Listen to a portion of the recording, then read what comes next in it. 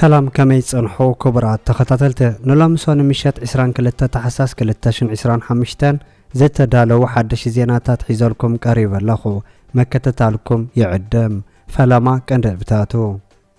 اب كل تግራይ معسكر معقب سدتኛታት ተጻጸ ዘጋጠመ ከቢድ ጥሜት ዝምልከተን ህወሓት ሎም ዘውጽኦ ተሪር መጠንቀቅታ ዝምልከተን ዙሩዋንዳ ኤርትራ ተርከበን 16 ሃገራት ክሳተፋ ከም ዝኾና ከም ዝተገለጸን ኢትዮጵያ ኣብ አፍሪካ ዝዓበየ ምዕረፎ ነፈርቲ ተሃንጽ ከም ዘላን ፕሬዝዳንት አልሲሲ ግብጽን ኢትዮጵያ ከተፈራርሓ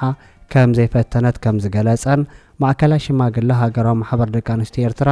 ዘካየዶ ኣኼባ ዝምልከተን ኣብ ክልል ጋምቤላ ዘጋጠመ ግጭትን ዝብሉን ካልእን ዝሕብር ዝርዝር ዜናታት ሒዝናልኩም ቀሪብና ኣለና ንቻናልና ሰብስክራይብ ብምግባር ክሳብ መወዳእታ ክትከታተሉና ብኽብሪ ንዕድመኩም ልዕሊ 800 ስደተኛታት ኣብ ሓደ መዓልቲ ናብ ዓዲ እንግሊዝ ከም ዝኣተው ነታ ሃገር እውን ጸቕጢ ከም ዝፈጠሩ ተገሊጹ 800 ስደተኛታት ናብ ዓዲ እንግሊዝ ከም ዝኣተው ዝገልጹ ምንጭታት እቶም ስደተኛታት ብሓደ መዓልቲ ብናእሽቱ ጀላቡ ኣቢሎም ብባሕር ናብ ዓዲ እንግሊዝ ከም ዝኣተው እውን ተገሊጹ ኣሎ 13 ጀላቡ ተጠቒሞም ብመትረብ ዓዲ እንግሊዝ ናብታ ሃገር ከም ዝኣተው ዝተገለጸ ኮይኑ ቀድሚ ሕጂ ካብ ዝነበረ ናይ ወርሒ ተሓሳስ ምእታው ስደተኛታት ሪካርድ ሰበረ ኮይኑ ከም ዘሎ ዝተገለጸ ኮይኑ እዚ ብዝሕን ነዊሕ ሰሙናት በቲ መትረብ ምሕላፍ ተቋሪጹ ምጽንሑውን ተሓቢሩ ኣሎ ኣብዚ ዓመት ብጠቕላላ 41455 ሰባት በቲ መትረብ ምስጋሮም ዝገልጹ ምንጭታት እዚ ቁጽሪ ካብቲ ኣብ 2024 ዝነበረ ንልዓለ ምዃኑን ኣብ ሙሉእ ዓመት ናይ 2024 36800 ሰባት ከም ዝነበሩውን እቶም ምንጭታት ይገልጹ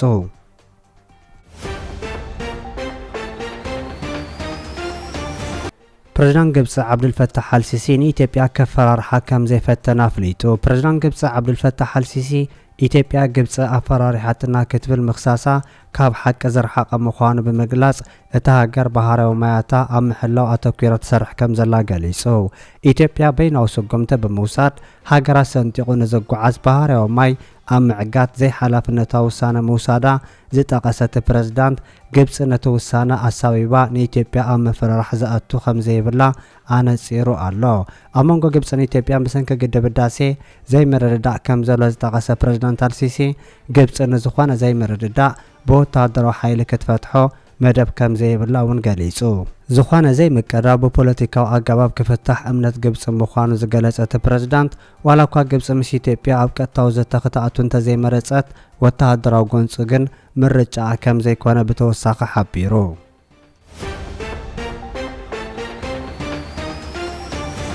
ኣብ ሩዋንዳ ኤርትራ ትርከበን 16 ሃገራት ክሳተፋ ምዃነን ተገሊጹ ኣብ አፍሪካ ካብ ዝዓበዩ ውድድራት ምዃኑ ዝነገረሉ ሩዋንዳ ዝሳተፋ ሃገራት 16 ምዃነን ክግለጽ እንከሎ ኤርትራ ሓንቲ ካብተን 16 ኮይና ከም ዘለውን ተገሊጹ ኣሎ ኣብቲ ኣብ አፍሪካ ካብቶም ዝዓበዩ ውድድራት ቀደም ምሽክለታ ምዃኑ ዝጥቀስ ሩዋንዳ እተን 16 ሃገራት ዕድመ ከም ዝቐረበለን እውን ተገሊጹ ኣሎ ኣብ ሩዋንዳ ስማ ልዑል ክብሪ ከም ዘለዎ ትግለጽ ኤርትራ ካብቶም ሩዋንዳ ዘካየዶም 18 ውድድራት ኣብቲ 11 ምስታፋን 5 ግዜ ናይ ብጫ ማልያ ክብሪ ኤርትራ ምልባሶምን ይሕበር እዩ ኣብዚ ውድድር እዚ 28 ግዜ ናይ መድረኽ ዓውዘ መዝገቡ ኤርትራውያን ተቐዳደምቲ 5 ግዜ ናይ ኣንበሳ ዓቕብ ክብሪ መሓዞምን ይዝከር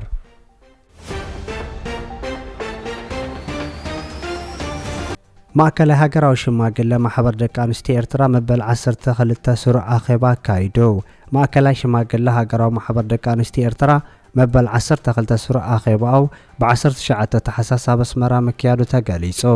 እቲ ኣኼባ ፖለቲካዊ ንቕሓት ኣባላት ንምዕባይ ኣብ ዝተኻየዱ መደባት ዘተኮረ ምንባሩውን ዝገልጽ እቲ ጸብጻብ ውዳበታት ደቂ ኣንስትዮ ኣብ ምስፋሕን ምሕያልን ዝግበር ጻዕረን ውጽኢቱን ብዕቱብ ክስራሐሉን ጻውዒት ከም ዝቐረበ ተገሊጹ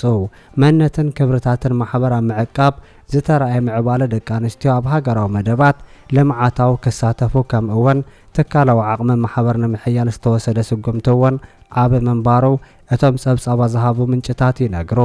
ፕሬዝዳንት ሃገራዊ ማሕበር ደቂ ኣንስትዮ ኤርትራ ወይዘሮ ተካ ተስፋ ሚካኤል እቲ ማሕበር ዝኽተሎ ዘሎ ቅኑዕ ስትራቴጂ በብእዋኑ ዘተባብዕ ዓወታት የፍሪ ከም ዘሎ ብምጥቃስ ብዛዕባ ምሕያልን ብድሆታትን ዕሙቕ ዝበለ ገምጋም ብምክያድ እቲ ወፍርታት ንጥፈታት ማሕበር ኣብ ምዕባይ ልዑል ኣበርክቶ ከም ዘለዎ ገሊጻ ወይዘሮ ተካእ በተወሳኺ ኣብ ውሽጢ ሃገርን ወፃእን ዝርከቡ ኣባላት ኣብ ምትግባር ዕላማን ተልእኾን እቲ ማሕበር ተሳትፎኦምን ኣበርክቶኦምን ከሕይሉ ምጽዋዕ ይነገር ኣሎ። ተሳተፍቲ ኣብ ውሽጢ ሃገርን ኣብ ዲያስፖራ ዝርከቡ መደባት ልምዓትን ምሕያል ውዳባዊ ዓቕምን ምጥፋእ ጎዳእቲ ተግባራትን ተመሓላለፍቲ ሕማማትን ከምኡ'ውን ምዕባይ ንጥፈታት ሚድያ ዘተኮረ ሰፊሕ ዘተ ከም ዘካየዱ እውን ተገሊጹ።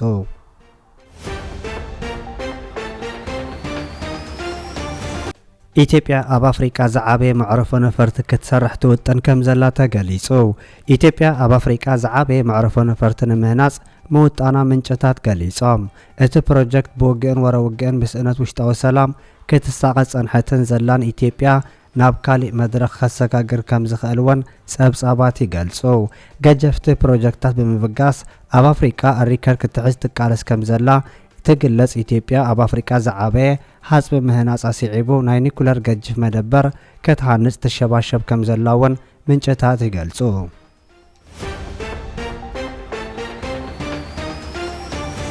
ኣብ ክልል ጋምቤላ ጎንፂ ከም ዝተልዓለ ተገሊጹ። ኣብ ናይ ኢትዮጵያ ክልል ጋምቤላ ኣብ ዝተፈላለዩ ከባቢታት ጎንፂ ክልዓል ምጽንሑን እቲ ክልል ኣብ ፍጹም ዘይውሕስ ኩነታት ኣትዩ ከም ዘሎ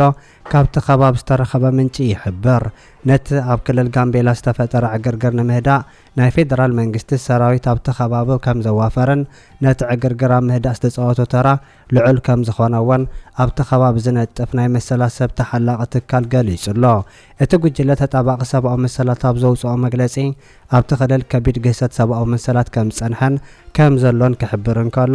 ናይ ፌደራል ሓይሊ ጸጥታ ኣብቲ ከባቢ ዝሓሸ ምንቅስቓስ የካይድ ከም ዘሎ እውን ገሊጹ። ናይ ፌደራል መንግስቲ ፖሊስን ኣባላትን ነቲ ከባቢ ኣብ ቁፅር ከም ዘእተውዎን ዝሕብር ላዕለዋይ ዳይሬክተር ኣሃዱ ምክትታልን ምርመራን ሰብኣዊ መሰላት ኢሰመኮ በዳሳ ላማሳ ክሕብር እንከሎ ኣብቲ ከተማን ከባቢኡን ጸንሐ ጎንፂ ብተዛማደ ምፍካሱ እውን ገሊጹ። ኣብቲ ከባቢ ዋና ፖሊስ ዝነበረ እሙዱ ኦጀሎ ድሕሪ መቕታሉ ኣብቲ ከባቢ ንዓብ ከም ዝተረኣየ ብቐጻሊ እውን ህይወት ዝወሰደ ዕግርግራት ከጋጥም ምጽንሑ ዝተገለጸ ኮይኑ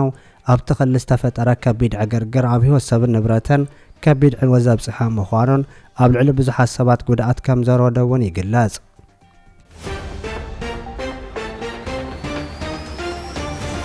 ባህጊ ህዝቢ ትግራይን ሕወሓትን እቲ ዘላቒ ስምዕ ምቁራጽ ተኽሲ ናብ ዘላቒ ስምዕ ሰላም ክሰጋገር እምበር ንድሕሪት ክምለስ ኣይኮነን ክብል ሕወሓት ሎም ኣብ ዘውፅኦ ተሪር መግለፂ ኣፍሊጡ። እቲ ውድብ ትዕግስቲ ልክዕ ኣለዎ ብዝብል ኣብ ዘቕረበ መልእኽቲ መትከላዊ እምነት ህዝቢ ትግራይን ሕወሓትን ሰላሚው ካብ ጽኑዕ መትከሎም ተበጊሶምን ነቲ ኣብ ፕሪቶርያ ዝተበጽሐ ስምዕ ሰላም ክትግበር ብተደጋጋሚ ከመሕጽኑ ጸኒሖም ኣለዉ ኢሉ።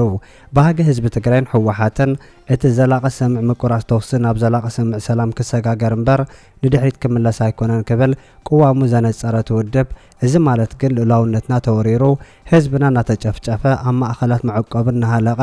በዝን በትን ህዝቢ ትግራይ ንምጽናዕ ዝግበሩ ሽርሕታት ተጻዊርና ከም ህዝቢ ክሳብ ንጠፍእ ክንዕገስ ኢና ማለት ኣይኮነን ኢሉ። ሕወሓትን ህዝቢ ትግራይ ንኹሎም ናይ ሰላም ዕድላት ጸንቂቖም ንምጥቃም ዋላ እኳ ብትዕግስትን ተተማሓፀኑ መንግስቲ ኢትዮጵያ ግን በአንጻሩ ብኩናት ኣያሰለጥክዎን ዝበሎ ሙሉእ ጽንተት ህዝቢ ትግራይ ብዝተፈላለዩ መልክዕ ይቕጽል ኣሎ ክብል ዝሓበረት ውድብ በዚ እውን ሰብኣዊ ቆልላዊ ትግራይ ካብ ዝገደደ ናብ ዝበኣሰ ካብ ዝሰጋገር ጸኒሑ ኣሎ ክብል ከሲሱ።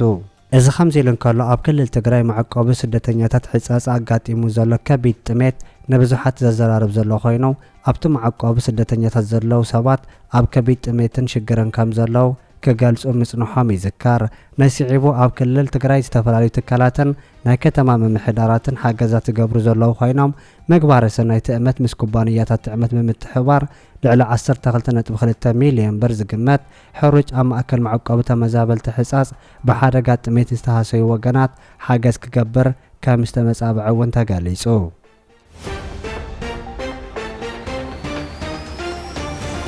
ኣባዱላ ገመዳ ስምዕ ኣልጀርስ ከም ዘይፈልጦ ተዛሪቡ። ብዛዕባ ኤርትራ ጽቡቕ ኣፍልጦ ከም ዘለዎ ዝነገረሉን ኣብ ዝሓለፈ እዋናት ፕሬዝዳንት ክልል ኦሮምያ ዝነበረን ኣብዚ ሕጂ እዋን ምስ ቀዳማይ ሚኒስትር ኢትዮጵያ ኣብይ ኣሕመድ ጽቡቕ ቅርበት ከም ዘለዎ ዝነገረሉ ኣባዱላ ገመዳ ስምዕ ኣልጀርስ ብዙሕ ከም ዘይፈልጦን እንተኾነ ግን ዓሰብ ኣካል ኢትዮጵያ ንምግባር ዝኾነ ከም ዘይዕንቀፈን ገሊጹ። ንሱ ምስ መደበር ዜና ኤንቢሲ ኢትዮጵያ ብዘካየዶ ሰፊሕ ቃለ መሕተት ብዛዕባ ኤርትራ ወደብ ዓሰብን ካልእን ሰፊሕ መግለፂ ዝሃበ ኮይኖም ኤርትራ ካብ ኢጋድ ምውፃእ ንኤርትራ እምበር ንኢትዮጵያ ይኹን ንኢጋድ ዝኾነ ከም ዘይጎድእ ገሊጹ በ1992 አካባቢ የአልጀርሱ ስምምነት ሲፈረም ከዚህ የኢትዮጵያ የወደብ ባለቤትነት እንድትወጣ ያደረገ ስምምነት ፓርት አለ ወይስ ሱሌሲ ነው አያይዘው ቢያስታውሱ? እኔ